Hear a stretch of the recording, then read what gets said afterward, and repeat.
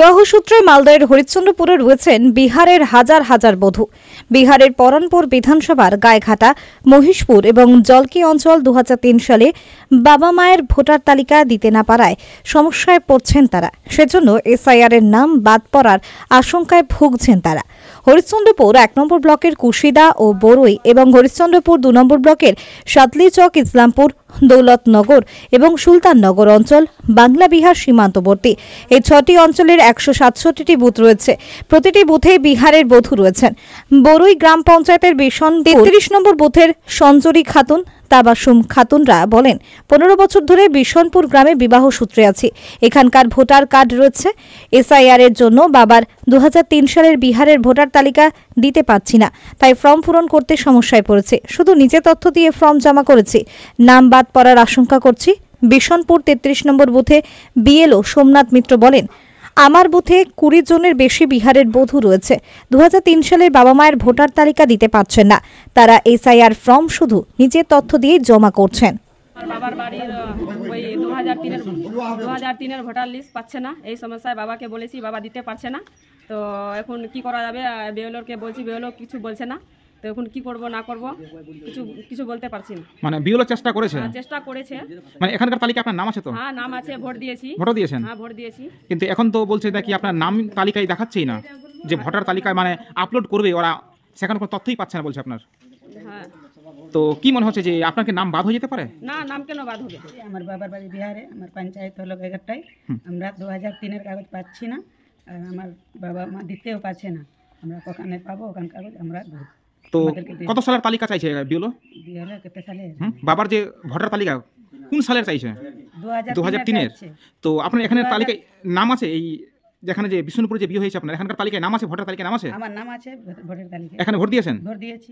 এর আগেও ভোট দিয়েছেন? আগেও দিয়েছি। এখনো নাম আছে? এখনো নাম আছে। কিন্তু এই যে ফর্মটা নিয়ে এসেছেন বিএলওর কাছে, বিএলও কি বলছে? 25 জন মহিলা, তাদের বাবার বাড়ি হলো বিহারে। বিহার থেকে যে মানে ইয়ের ওই কী বলছে ওই ভোট কমিশনার যিনি আছেন, ওই 3টা পঞ্চায়েতে কাগজ দিতে পারেননি। তার বাবা মা ভাই বোন যারা আছে ওদের কাছে গিয়েও কান্নাকাটি করছে, ওরাও সেই কাগজটা দিতে পারছে না বলে আমাদের বিএলও সাহেবের কাছে এসে বারবার, প্রধান সাহেবের কাছে এসে বারবার অনুরোধ বিনোদ করছে।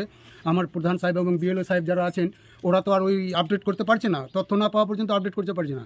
সেই মহিলারা এখন কান্নাকাটি, ওরা ভাবছে যে আমরা এই বিষ্ণুপুর 33 নম্বর ওয়ার্ডে বিষ্ণুপুর গ্রামে আমরা গ্রাম, আমাদের গ্রাম বিহার লাগোয়া গ্রাম। এখানে অনেকেরই বিয়ে হয়েছে, মেয়েদের, বিহারের মেয়েরা এখানে বাসিন্দা হবে, দীর্ঘদিন ধরে বাসিন্দা, 15 বছর 20 বছর 25 বছর, বহু 20-25টা মেয়ে আছে ওরা যারা আছেন এখানে ভোটাররা।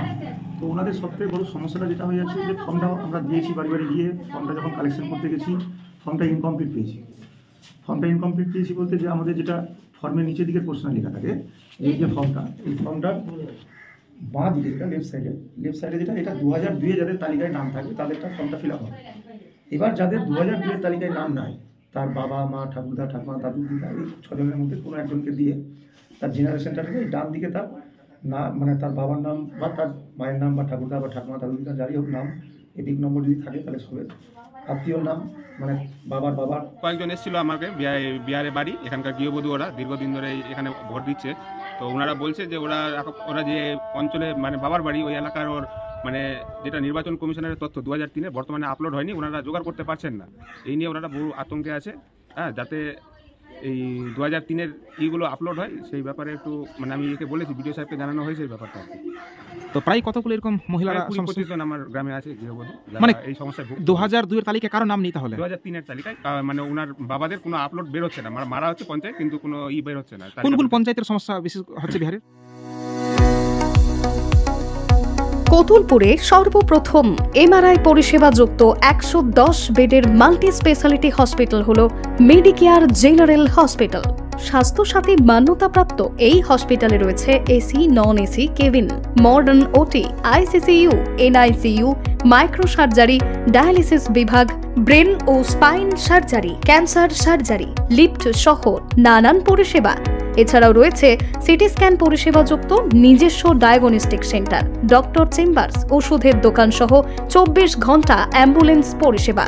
24 ঘন্টা অ্যাক্সিডেন্ট এমার্জেন্সি, রোগীর সুচিকিৎসা, সুপরিষেবা এবং সুস্বাস্থ্যই হল আমাদের মূল লক্ষ্য।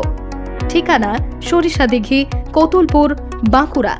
যোগাযোগ নম্বর 9434216662 অথবা যোগাযোগ করুন 9732212924 এই নম্বরে।